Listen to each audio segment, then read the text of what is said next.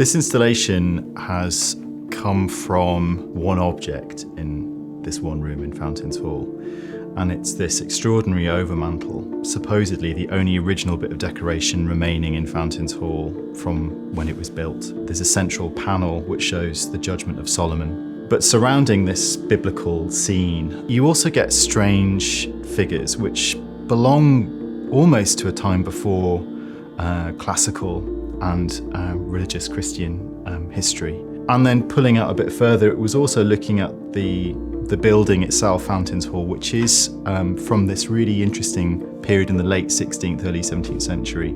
It was constructed after the dissolution of the monasteries, and it came out of that turmoil of that time, built from the ashes of the Abbey as it was taken apart. The Abbey was one of about 800 monastic houses that were lost. 70 years later, you get Fountains Hall springing literally from the ruins of the Abbey.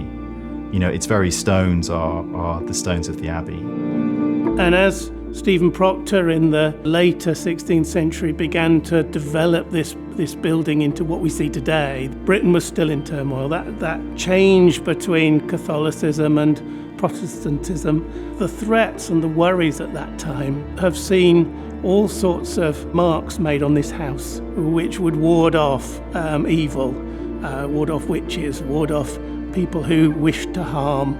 This piece is about this idea of comfort at times of change and shift, where things are happening so fast you can barely get to grips with it. You know, where do we find that comfort? Where do we find the grown-up voice? Where do we find that wisdom?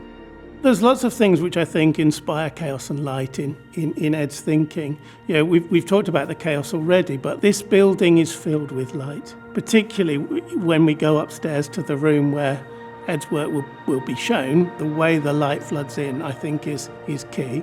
But also there's something in there about the politics of the time. All of that turmoil and chaos that happened in the 16th and 17th centuries, it's punctuated by times of peace and calm, the light between the chaos, if you like. It's quite unique to have something of such scale, you know, the wonderful ruins of the Abbey, which fed into the ideas of the landscape, which then leads on to Studley Royal and the wonderful gardens there. As we get past the Civil War and we get the Reformation with Charles II, from there on we get the Enlightenment and the wonders of the 18th century, which helped the garden and its formation and the transformation that came in the landscape at that point. It's a remarkable landscape because it really does speak of the evolution of the modern age.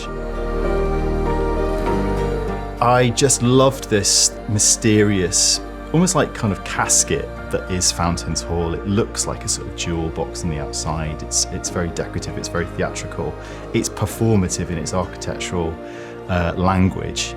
The hall would have been filled with all sorts of representations of human form, but also plant life and animals and fantastical beasts and mythical creatures, hung with tapestries and painted ceilings and stained glass, and pretty much none of that exists anymore. So I knew I wanted to put back in this really strong presence with this central kind of mask-like figure. I used the face from a panel which is believed to have come from the now demolished, lost Studley Royal House, and that's now in the downstairs of Fountains Hall. So the face was scanned using digital technology and then recreated at giant size. And the mask will be surrounded by a framework of swags and prisms and mirrors that will reflect and refract the film that I've created. I collected images of ice and snow and crystals and fire and moons and sunsets, things that feel elemental.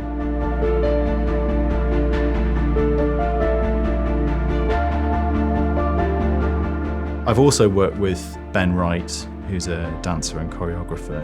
So you'll see this quite abstract movement of swags and hands, and that's a reference to some of the hand gestures in the overmantel.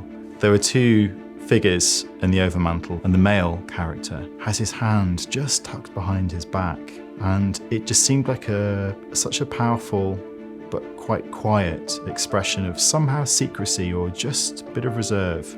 that time was all about playing your cards close to your chest.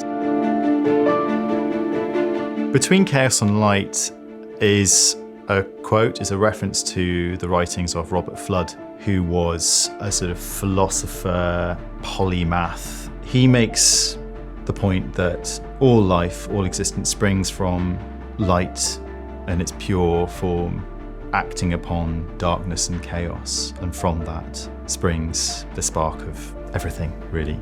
I've also referenced the work of a really remarkable woman called Elizabeth Grimston, who, as she was dying at a very young age, she wrote for her infant son a guidebook, a handbook for how to live well.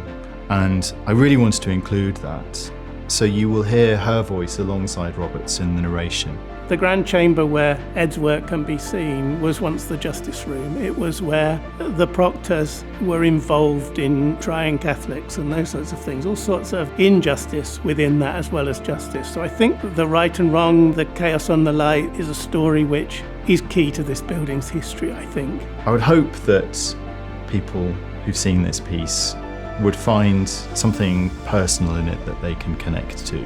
Maybe a refreshed view of this particular period in history, but maybe there's something more deeper about how they're feeling at the moment. There's maybe some reassuring words that come from 300-400 years ago that maybe connects to them and just starts a train of thought, just unbind something ever so slightly.